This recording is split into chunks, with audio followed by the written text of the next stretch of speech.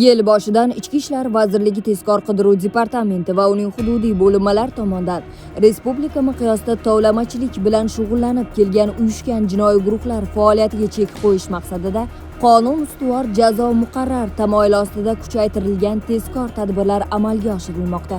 Toshkent viloyatida yashovchi fuqaroning arizasiga ko'ra, viloyat hududidan Toshkent shahri Yashnobod tuman yo'nalishida taksi xizmatini ko'rsatuvchi haydovchilarga tahdid qilib, haq-huquqlarni toptab, noqonuniy pul topish maqsadida o'zboshimchalik bilan oylik to'lov joriy qilgan guruh qo'lga olindi.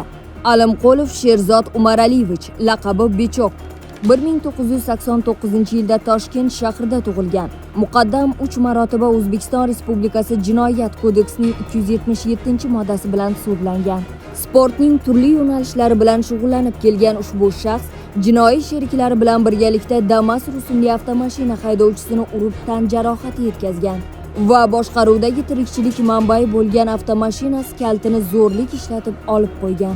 Jinoiy guruh doimiy ravishda haydovchilarni yo'nalishda harakat qilishiga to'sqinlik qilib kelgan. Ariza muallifini ham hayoti va sog'lig'iga jiddiy ziyon yetkazish bilan qo'rqitib, kelgusida Yashnobod tumani hududiga qatnovni amalga oshirish evaziga oldindan 2 oylik to'lov sifatida 810 AQSh dollarini olgan. Keyingi to'lovlarni to'liq bera olmaganligi sababli yo'nalishga chiqishni o'zboshimchalik bilan taqiqlagan.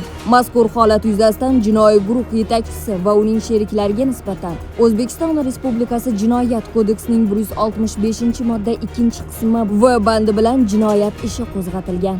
Davlatimiz rahbari Oliy Majlisdagi murojaatnomasida ta'kidlagandek, so'nggi vaqtlarda o'zini qonundan ustun bilayotgan tovlamachi bezor to'dalar faoliyatiga butun jamiyat bilan birgalikda qarshi kurashamiz. Agarda ushbu jinoiy guruhning harakatlaridan aziyat ko'rgan bo'lsangiz, ichki ishlar organlariga yoki 102 qisqa raqamiga qo'ng'iroq qilishingizni so'rab qolamiz. Shaxsingiz sir saqlanishi kafolatlanadi.